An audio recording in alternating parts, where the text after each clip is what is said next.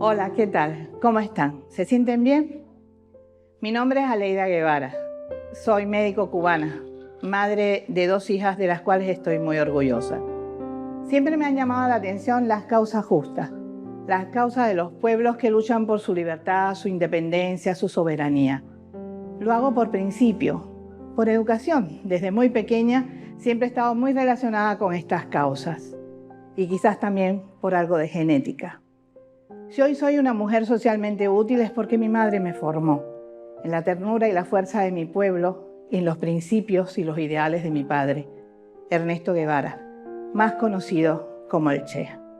De papi tengo pocos recuerdos porque vivimos muy poco tiempo juntos, pero sí muchos sueños.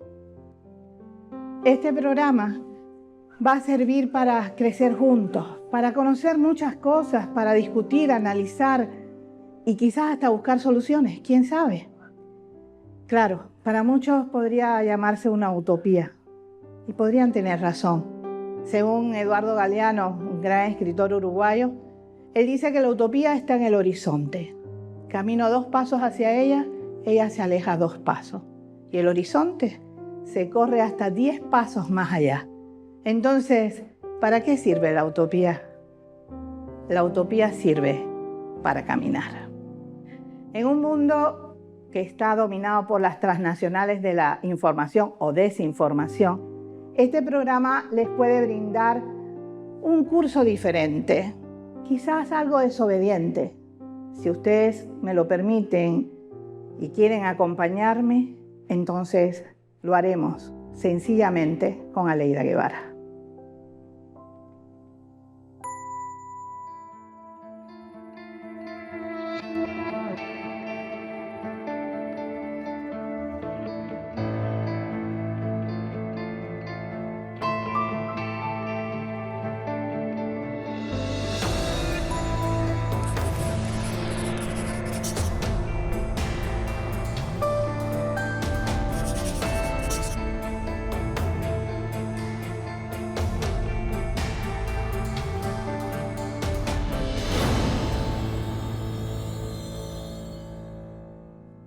Este es el despacho que mi papá usaba para leer cuando estaba en la casa, quizás por la cantidad de niños que ya tenía alrededor, y era un lugar para tranquilidad y él poder leer lo que quisiera. No lo usaba mucho porque papi trabajaba 16 horas diarias cuando estaba en Cuba y muchas veces viajaba llevando el mensaje de la Revolución Cubana, pero es su despacho. Cuando yo tengo 4 años y medio, mi papá parte de Cuba, va para el Congo. Y ahí hay una contienda, pasan algunas cosas. Y en ese momento Fidel tiene que leer la carta de despedida de papi al pueblo cubano. Por tanto, él ya no quiere regresar más a Cuba. Pero Fidel lo convence de que sí, debe volver. Entonces lo hace, pero de forma clandestina. Aquí llega y se prepara en una casa de seguridad por Pinal del Río.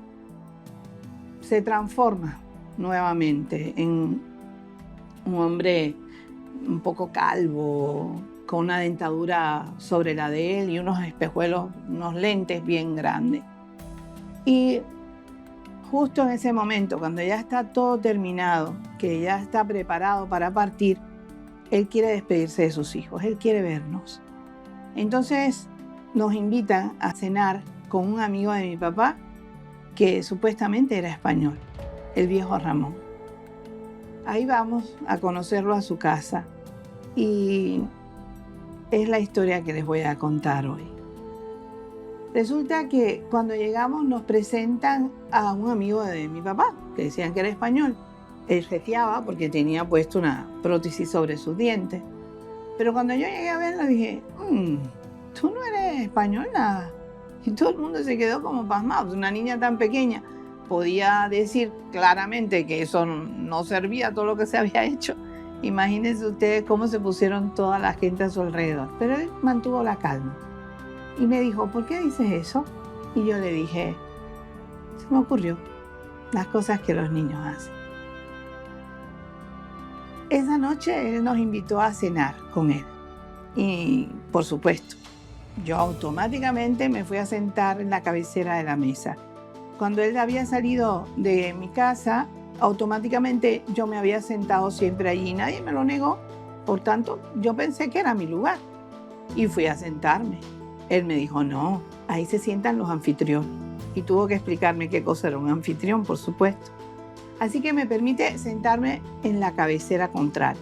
Allá voy. Pero mi mamá le había advertido claramente que a pesar de mi corta edad, yo defendía con mucha pasión los gustos de mi papá y sabía desde siempre que mi papá tomaba el vino tinto con agua, siempre. Esa noche, advertido él por mi madre, se sirve el vino tinto puro. Y yo salto como un resorte y le digo, ¿ves? Tú no eres amigo de mi papá, nada. Me dice, ¿por qué? Porque mi papá toma el vino tinto con agua y así es como es sabroso. Y me levanté, fui y le eché agua en su vino. Fue para él muy emotivo, según me cuenta mi mamá, porque aquella niña lo defendía con mucha pasión. Terminaba de cenar, como éramos niños pequeñitos, empezamos a jugar, a correr por toda la casa. Y yo me caí y me di un golpe muy grande en la cabeza. Una mesa de mármol rosada. Nunca se me olvidará el color. Mi padre me toma en sus manos, pero yo no sabía que era mi papá, por supuesto, era el viejo Ramón para mí. Me toma en sus brazos, me palpa, me revisa, pero algo conecta con esa niña. Y al rato, cuando ya ellos están sentados uno frente al otro, yo comienzo a darle vuelta a mi mamá y a decirle, mamá, te tengo que decir un secretico. Mi mamá es de origen campesino y tiene una educación formal extraordinaria. Así que me dijo, no se dice en secretico, es mala educación. Pero yo insistía, así que mi papá parece que le hace seña que o me deja decirle aquello o no van a poder hablar toda la noche. Y ahí es cuando me acerco a mi mamá y a plena voz le digo, mamá, yo creo que este hombre está enamorado de mí. Fue tremendamente difícil para él. Dice mi mamá que se le aguaron hasta los ojos, porque él quería decirme por qué me amaba de esa manera, porque una niña tan pequeña había sentido ese calor especial, pero no podía, porque si no al otro día yo hubiera contado que había estado con mi papá. Esa fue la última vez que él nos vio a nosotros. Y muchos años después, nosotros supimos que había sido la última noche que estuvimos con papá.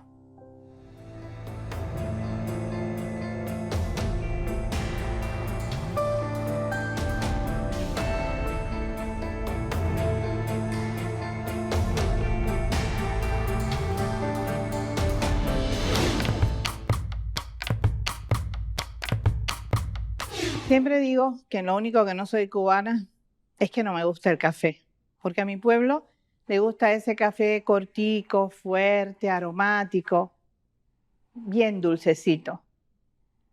Sin embargo, no le gusta para nada el café aguadito y mucho menos descafeinado. No, ese no le gusta para nada. Los medios de comunicación en algunos momentos son así, descafeinados totalmente. Y no me gustan. No me gustan porque uno espera algo sustancioso, algo que te muestre algo en la vida, que te enseñe, que te permita analizar o pensar sobre una situación. Y eso no pasa así. La televisión se convierte en un gran show, un gran espectáculo. Ustedes han podido ver quizás algunos programas donde ponen a las familias a discutir entre ellos, a decirse horrores. Y uno se pregunta, ¿qué te deja eso? ¿Qué te enseña? ¿Qué te hace sentir? La verdad es que parece como que intentaran degradar a la persona, quitarnos toda la posibilidad de analizar o de reaccionar. Es una de las cosas que más golpea. En el argot artístico dicen siempre que el show debe continuar. Nosotros decimos que este show tiene que parar. Estando en Italia, estaba viendo la televisión, el RAI 1, RAI 2, RAI 3, son las televisiones estatales de Italia, los RAI.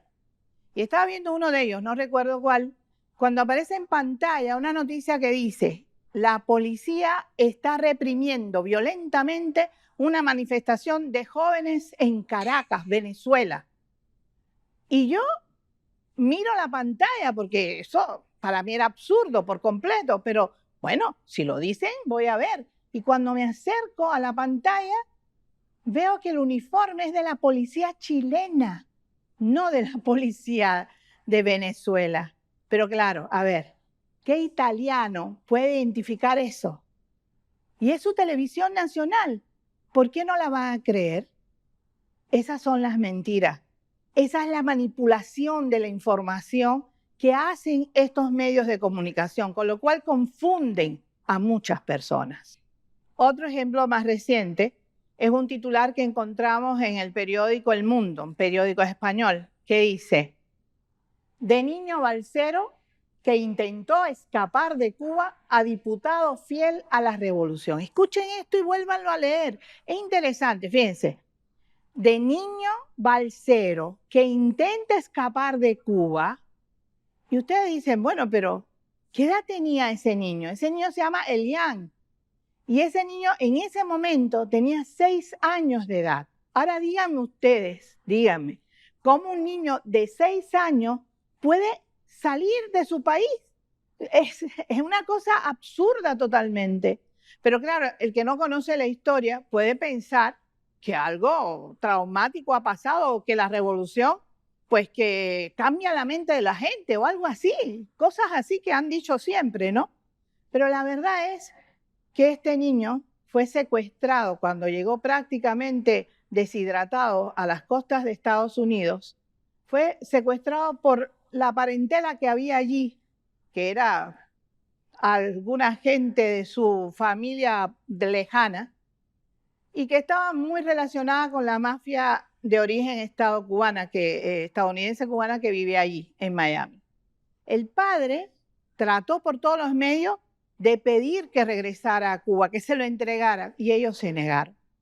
Se negaron a hacer algo que era humano, es decir, era devolver a un niño que había ya sido traumatizado tremendamente, porque su madre muere en ese naufragio, a su papá que está en Cuba, y se negaron, lo convirtieron en un show totalmente mediático, político, una cosa absurda. Tuvimos que usar prácticamente todos los medios que estaban a nuestro alcance, los diplomáticos, los políticos, los legales, hasta los religiosos, todos, usamos todos los caminos para que el niño volviera con su papá. Y lo logramos. El pueblo cubano lo logró. Pero fíjense en este editorial, ¿por qué hacen eso? ¿Cuál es el objetivo? ¿Por qué lastimar hacia la gente?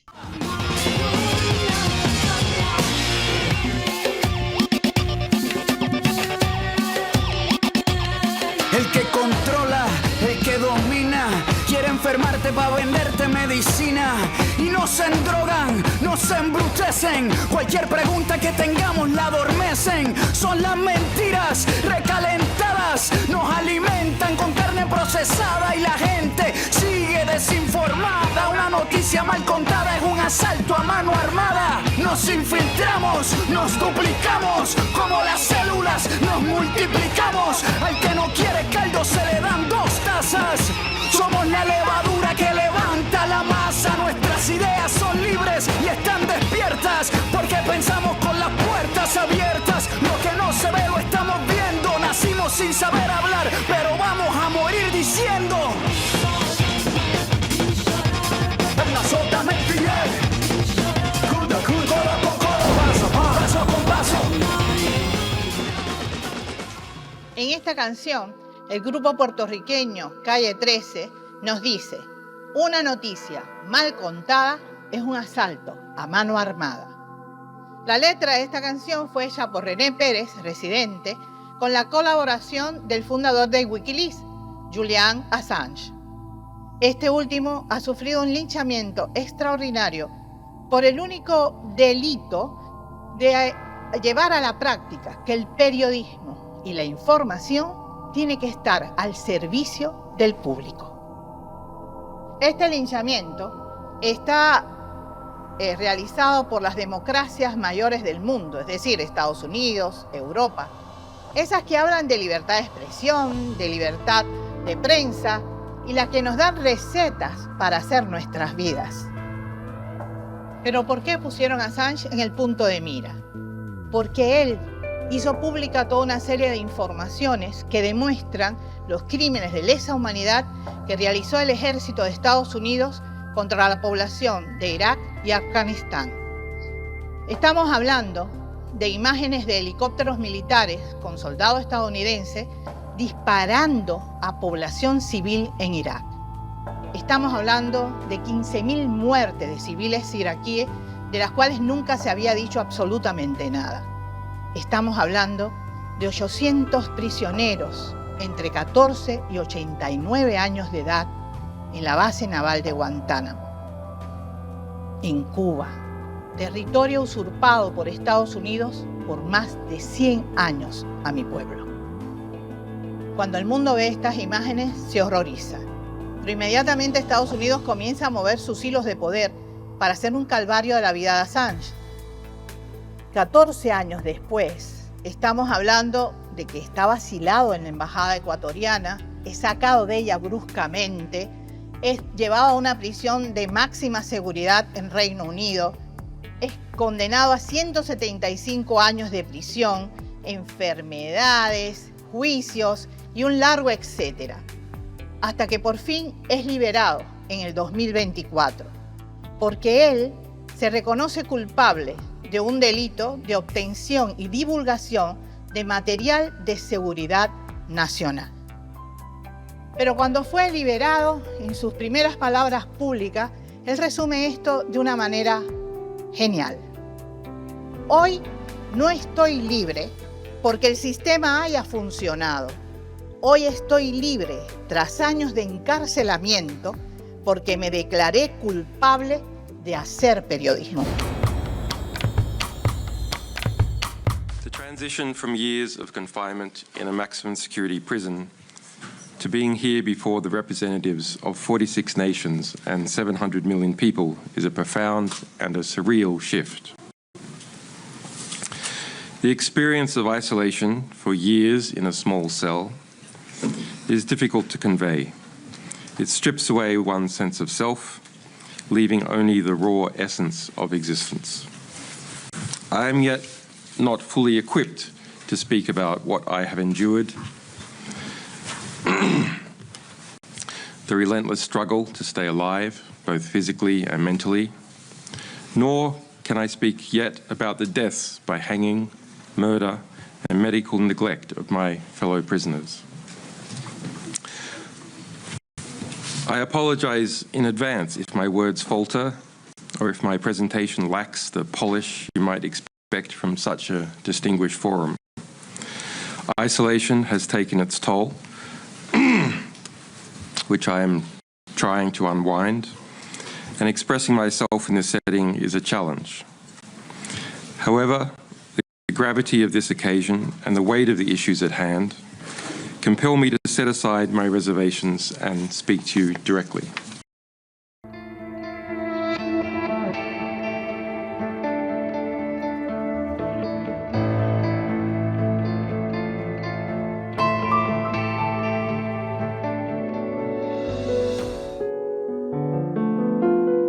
Cuando fuimos a Tanzania, ya que yo no lo había visto disfrazado realmente en Cuba, porque cuando él aquí se cambia de personalidad, yo no estoy en la casa esa. Entonces, no lo había visto sin barba, no lo había visto con espejuelo, no lo había visto con los dientes puestos sobre los de él, y esta cosa aquí atrás, como un cojín atrás en la espalda para hacerlo más encorvado.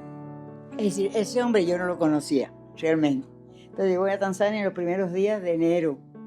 Fidel me manda, por supuesto. ¿Sabe cómo era él? Increíble. En distintas ocasiones trató de que yo fuera siempre donde estaba el Che, pero el Che decía que los otros compañeros no tenían sus mujeres con ellos y porque él iba a tener el privilegio de tenerla de él. ¿Sabe cómo era él? Esos son los principios inviolables que él tenía. Pero en esta ocasión ya, Fidel, sabiendo que lo del Congo había sido un fracaso y que, en definitiva, ya el Che estaba en Tanzania esperando su paso para Praga, y de ahí él pensaba ya ir para Bolivia. Entonces llego a Tanzania y cuando yo llego con mi pelo negro también y lo veo a él, me quedé asombrada porque ese no era el hombre que yo conocí toda mi vida, para nada. Entonces él quiso de todas maneras mantener esa vivencia que él tenía en Tanzania y que yo por primera vez vi, mantenerla en fotografía, porque él decía que lo que los ojos vienen, la fotografía lo demostraba. Entonces, como 2 o 3 días después de estar ahí, dijimos, vamos a tomar una fotografía, y qué sé yo. Él tomó fotografía con una camarita especial que él ponía, y ya, nos poníamos, nos sentábamos, qué sé yo, y ya. Así yo no pensaba encontrarlo, es decir, no podía imaginarme que en el 66 al principio ya yo lo iba a ver de nuevo. Nos separamos el 1 de abril del 65, con un niño, Ernesto, todavía 1 mes de nacido. ¿Te podrás imaginar qué significó para él eso? Es tremendo, porque realmente eso fue muy doloroso separarse, no solo de mí, sino de sus hijos, que tanto ambicionó tener hijos. Fíjate, tuvimos 4 hijos en 5 años. Fue, yo creo, un poco cosa de sorpresa de ambos, pero de alegría además, porque nos encontramos cosas que tú no piensas que vuelta a encontrar a un hombre que sea una lucha.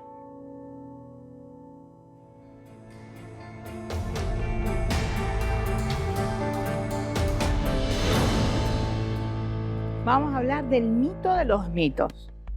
Libertad de prensa, libertad de expresión. Sí, eso hablan continuamente y lo dicen con mucha seriedad, de verdad, pero es una falsedad tremenda, tremenda. Porque los medios de comunicación en el capitalismo, en su mayoría, son propiedad privada. Esto significa que tienen que responder a sus amos, a los que los sustentan económicamente. Estamos hablando de las transnacionales, de las grandes industrias armamentistas. Estamos hablando de las transnacionales del petróleo. Estamos hablando de las transnacionales de la farmacéutica y de la banca en general. Los medios de comunicación son un gran poder realmente. ¿Y qué pasa? Todos estos señores que tienen dinero necesitan más. Necesitan ese poder, porque así pueden modificar la mente de la gente, pueden cambiar las opiniones de un pueblo completo a través de los medios de comunicación. Les da un poder absoluto sobre la gente. El problema está en que estas informaciones salen de los grandes centros que están sobre todo en el norte global y, como decimos en Cuba, en manos de 4 gatos. Significa que cuando esta noticia sale al aire, ya están dañadas, ya están mutiladas y responde, por supuesto, a los intereses de quienes la formaron. Por suerte, hay periodistas que sí lo buscan, sí buscan estos efectos, sí tratan de investigar de verdad la noticia y se dejan su pellejo en eso.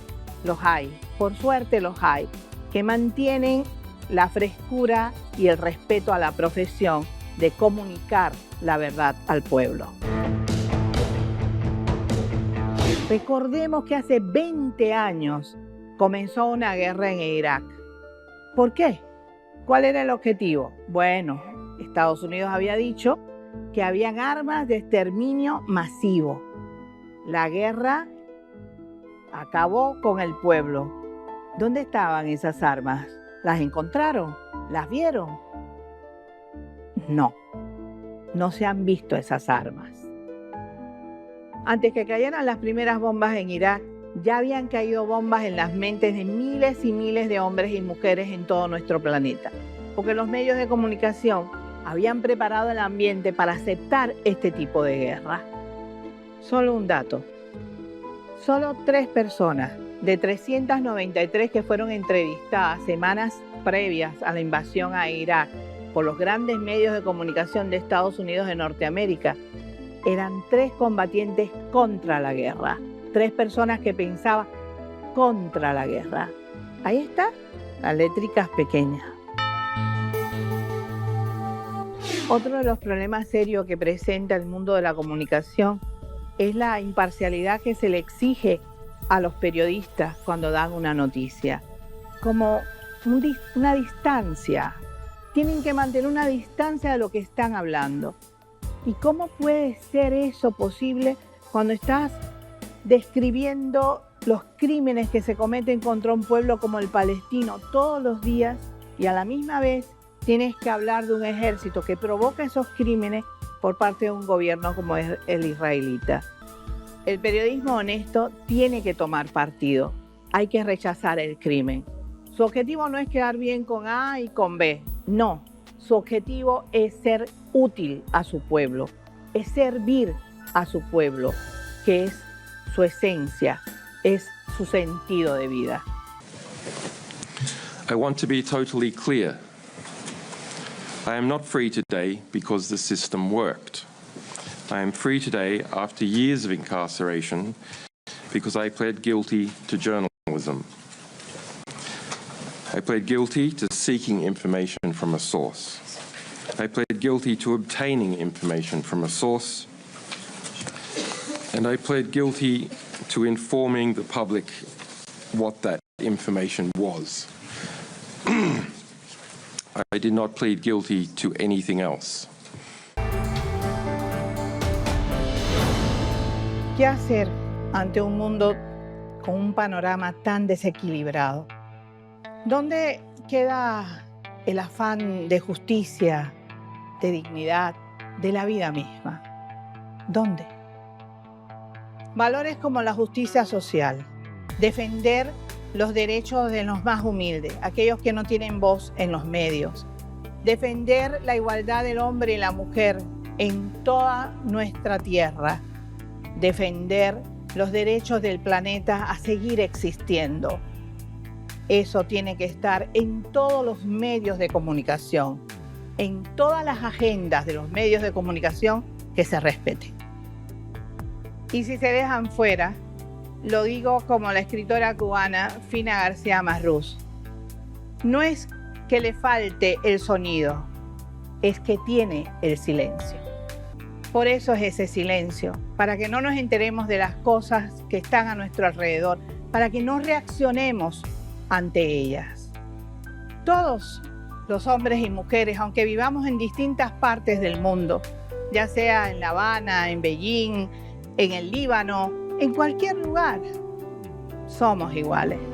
Podemos ser diferentes con relación a la cultura, a la religión, pero en lo básico somos iguales, porque tenemos las mismas necesidades de respirar, las mismas necesidades de amar, las mismas necesidades de ser respetados como ser humano.